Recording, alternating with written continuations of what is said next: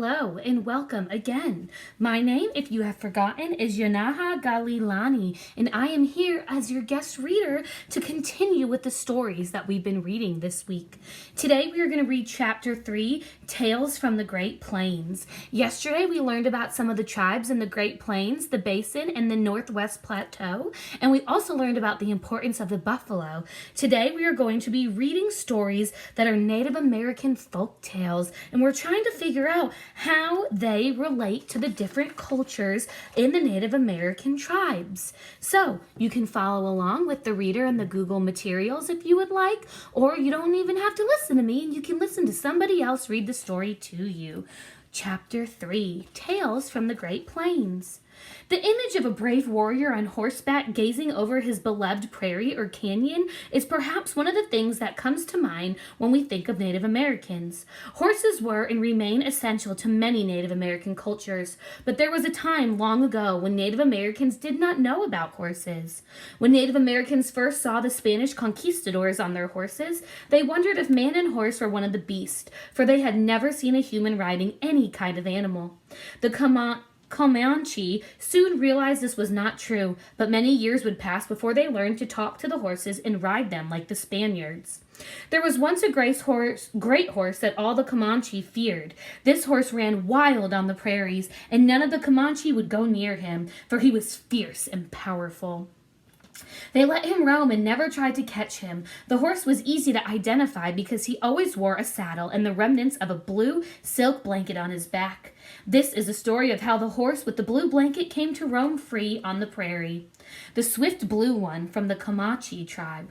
One day, a brave young Comanche warrior was out hunting when he saw a Spanish soldier riding on a horse. The soldier wore heavy metal armor and he carried a gun and a long, sharp sword. Perhaps this soldier was lost, or perhaps he was a scout sent to discover what was over the next hill. The young Comanche warrior and his people considered the Spanish to be enemies, for the Spanish, with their guns, sharp steel swords, and powerful horses, sometimes attacked the Comanche camps. Fear and anger rushed through the Comanche's veins, and he rose from his hiding place in the tall grass and shot an arrow at the Spaniard. The arrow found its way through a crack in the soldier's armor, and he fell from his horse to the ground with a loud thud. Wounded, he moaned in pain. His horse stood over him and did not move. The Comanche wanted to approach the Spaniard to inspect his strange weapons and armor, but when he drew near, the horse snorted angrily and beat his front hooves on the ground. The Comanche was afraid of the horse and he backed away. He wanted the horse to leave, so he snarled and growled and yelled at him, but the horse still did not budge. The Comanche did not speak the horse language and he did not know what to do next. The Spaniard could see that the Comanche wanted to talk to the horse. Using sign language, the Spaniard told the Comanche that he would teach him the horse language if the Comanche would spare his life. The Comanche agreed. The Spaniard taught the Comanche the words people use to make the horse go and stop, walk, and gallop. The Comanche repeated the words again and again until he knew them and could say them to the horse. The Comanche tried to save the Spaniard's life, but the arrow was too deep and he died anyway. The horse had a soft blue blanket and a saddle on its back. The Comanche did not remove either because he thought the horse wanted them. Then the Comanche got on the horse's back and spoke the horse language, and the horse carried him back up to camp. The other Comanche were amazed when they saw him. He told them the story and showed them how he had learned to make the horse go and stop, walk, and gallop. After that, the Comanche warrior always rode the horse, and he became a fearsome warrior and a great hunter. He named the horse the Swift Blue One because he was as fast as the wind. The other warriors were afraid of the horse, and they thought he would ride over them and crush them with his big hooves. One day, the warrior was killed in battle, but the Swift Blue One survived. The other Comanche were still afraid of the horse, so they set him free to roam on the prairie. They would see him out there sometimes running as fast as the wind with a saddle and a blue blanket on his back. In time, more horses escaped from the Spanish soldiers, and these horses joined the Swift Blue One out on the prairie. He became their chief, and they followed him everywhere. The Swift Blue One's herd grew and grew until there were too many horses to count. Eventually, other Comanche learned the horse language and the horse culture spread.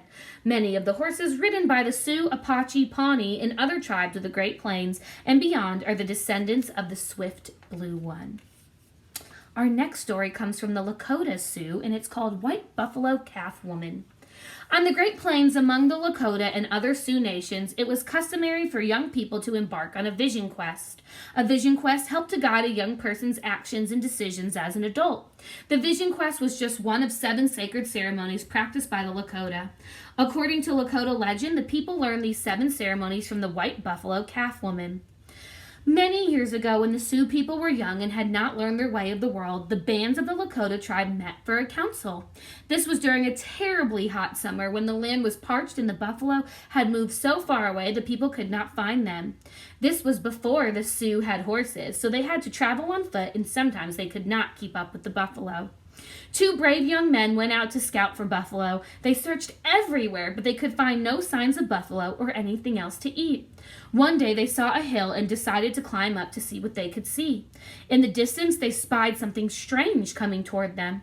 At first, they could only make out a small speck, and they could not tell whether it was moving on the ground or in the air.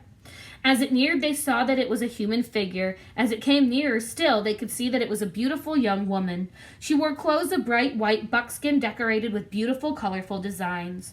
The 2 dark braids of the hair dangled down, and she had red dots painted on each cheek. The 2 men could see that she was no ordinary woman. They realized she was a Wakan, a sacred and powerful thing. One of the men trembled with fear as the Wakan stranger approached. The others, however, was smitten with love. "She's the most beautiful woman I have ever seen," he told his friends. "I want to marry her." "Do not go near her," said the other. "You must respect her and do as she says." But the love-struck man did not listen to these wise words. Instead, he approached the Wakan stranger. Suddenly, a cloud of smoke enveloped both of them.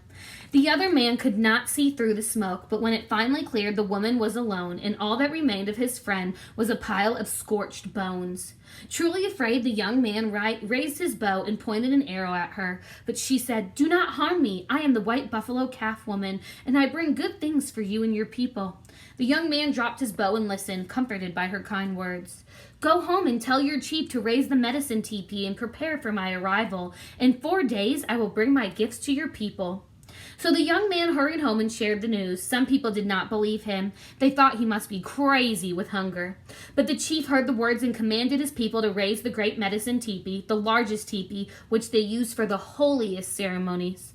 Sure enough, 4 days later, the people saw the white buffalo calf woman approaching the camp.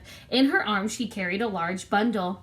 The chief invited her to the medicine teepee. Inside, she told the people to make an altar of red earth in the middle of the teepee and place a buffalo skull upon it. She also told them to make a small rack using 3 sticks. Then she opened her bundle and removed a special object, the sacred pipe called chanunpa, which she placed on the rack. Into the pipe, she put bark of the red willow tree, and she placed a buffalo chip on the fire. The buffalo chip made the everlasting fire, the fire to be passed from generation to generation. Then she lit the pipe. "The smoke of this pipe is the breath of the Great Spirit, Tunkashila," she said. She taught the people to pray using the sacred pipe. "With your feet on the ground and the smoke of the pipe rising in the air, this pipe forms a connection between you and the Great Spirit." She taught them the pipe filling song and how to raise the pipe toward Grandfather Sky, and then toward Grandmother Earth, and then in all 4 directions she continued. The wooden stem of the pipe represented all things that grow on the earth. The bowl at the end of the stem is the buffalo, which is the flesh and the blood of your people. 12 feathers hanging from the stem represent a spotted eagle, messenger of the Great Spirit. And engraved in the bowl there are 7 circles. These are the 7 sacred ceremonies you will practice with the pipe. These are the 7 ceremonies she taught the people: the sacred pipe ceremony, the sweat lodge, the vision quest, the sun dance, the making of relatives, the keeping of the soul, and the preparing of a girl for womanhood. These are the 7 ceremonies practiced by the Lakota Sioux, which they learned from the white buffalo calf woman. And that is where we are going to stop today. Do not forget to go onto Google Classroom, find your assignment, and complete it. That goes with this passage. If you need help, go into the Native American Materials tab, and you will find the book as well as a read aloud. I hope you enjoyed these stories. I hope you have a great night, and I will see you again when we come back to read our story tomorrow.